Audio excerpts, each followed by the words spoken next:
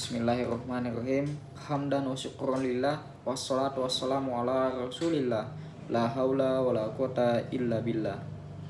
Puji syukur kita panjatkan kehadirat Allah Subhanahu wa taala karena atas limpahan rahmatnya sehingga kita masih bisa dipertemukan pada kesempatan kali ini. Selawat beserta salam senantiasa tercurah kepada baginda Nabiullah Muhammad SAW, Nabi yang menjadi uswatun hasanah untuk kita sekalian. Baik, pertama-tama perkenalkan, nama saya Ardi Sanjaya dengan NIM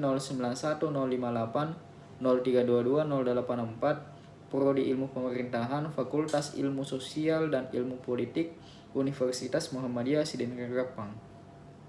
Baik, pada kesempatan kali ini saya akan mempresentasikan sebuah materi yang berjudul Tata Kelola Pemerintahan Berbasis Teknologi, E-Government dan Smart Governance. Baik, langsung saja. Seperti semua yang kita tahu bahwa perkembangan teknologi informasi pada saat ini sangat pesat. Hampir semua aspek kehidupan sudah terdigitalisasi, termasuk penyelenggaraan pemerintahan.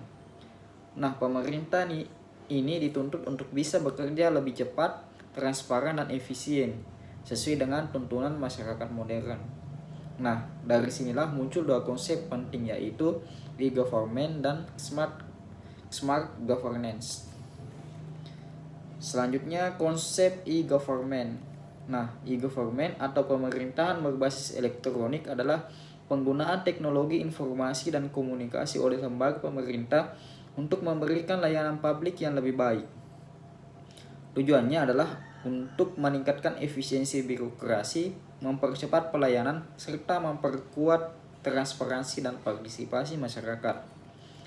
Contohnya di Indonesia seperti aplikasi lapor, yaitu sebagai platform pengaduan masyarakat.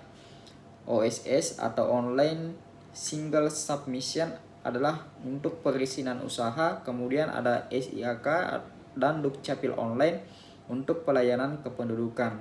Nah, dengan sistem seperti ini, masyarakat tidak perlu datang langsung ke kantor pemerintah, cukup menggunakan internet untuk mengurus berbagai layanan. Ini membuat pelayanan lebih cepat, mudah, dan minim tatap muka, yang juga berarti mengurangi potensi praktik korupsi. Kemudian yang kedua, konsep smart governance. Sementara itu, smart governance adalah tahap lanjutan dari e-government. Jika e-government fokus pada digitalisasi layanan, maka smart governance ini menekankan pada pemanfaatan data, kolaborasi antar lembaga, dan keterlibatan masyarakat secara aktif dalam proses pengambilan keputusan. Jadi pemerintah tidak hanya memberikan layanan secara online, tapi juga menggunakan data dan teknologi untuk membuat kebijakan yang lebih tepat dan responsif. Contohnya pada Jakarta Smart City dengan aplikasi Clue yang memungkinkan warga melaporkan masalah kota secara langsung. Kemudian ada Bandung Command Center, yaitu aplikasi yang mengintegrasikan data dari berbagai dinas untuk memantau situasi secara real time. Nah, melalui konsep ini, pemerintah menjadi lebih proaktif, adaptif, dan berbasis data atau data-driven policy. Kemudian yang ketiga, prinsip tata kelola pemerintahan yang baik. Nah, dalam penerapan e-government ataupun smart governance, ada 3 prinsip utama yang dijaga, yaitu transparansi, akuntabilitas, dan integritas. Yang pertama, transparansi, artinya keterbukaan informasi publik agar masyarakat dapat mengetahui proses dan hasil kinerja pemerintah. Misalnya melalui portal Open Data, yaitu masyarakat bisa melihat anggaran, proyek, dan capaian kinerja pemerintah. Jadi transparansi mendorong kepercayaan publik dan mengurangi kecurigaan terhadap birokrasi.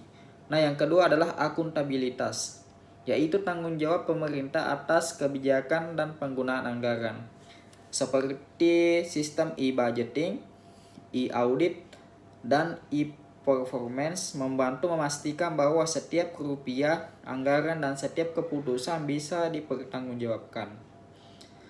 Kemudian yang ketiga, integritas. Jadi integritas ini berarti menjalankan pemerintahan dengan kejujuran dan nilai estetika yang tinggi. Teknologi mendukung hal ini lewat sistem whistleblowing online system, tanda tangan digital, serta rekam jejak elektronik untuk mencegah manipulasi data dan penyalahgunaan wewenang. Kemudian yang keempat, tantangan implementasi. Meskipun sudah banyak kemajuan, penerapan e-government di Indonesia masih menghadapi tantangan. Antara lain seperti kesenjangan digital, terutama di daerah yang belum memiliki akses internet memadai. Kemudian resistensi birokrasi yang dimana sebagian aparatur belum siap beradaptasi dengan sistem digital. Kemudian keamanan data dan privasi publik. Karena semakin banyak data yang disimpan secara online, maka rentan untuk diretas oleh pihak-pihak yang menyalahgunakan digitalisasi ini. Kemudian oleh karena itu, selain membangun sistem teknologi, pemerintah juga perlu memperkuat literasi digital, etika aparatur, serta koordinasi antar instansi. Nah, sebagai kesimpulan, teknologi bukanlah tujuan akhir, tetapi alat untuk memperkuat tata kelola pemerintahan yang baik. E-government dan smart governance pada dasarnya adalah upaya untuk menjadikan pemerintahan lebih efisien, transparan, akuntabel, dan berintegritas. Namun semua itu hanya akan berhasil jika disertai dengan komitmen moral, profesionalitas, dan partisipasi aktif masyarakat. Nah, sebagai mahasiswa, kita memiliki peran penting untuk mengkritisi, mengevaluasi, dan ikut berinovasi agar tata kelola pemerintahan di Indonesia semakin maju dan beretika. Nah, mungkin itulah tadi pemaparan singkat saya. Lebih dan kurangnya mohon dimaafkan. Billahi fi sabilil haq fastabiqul khairat. Assalamualaikum warahmatullahi wabarakatuh.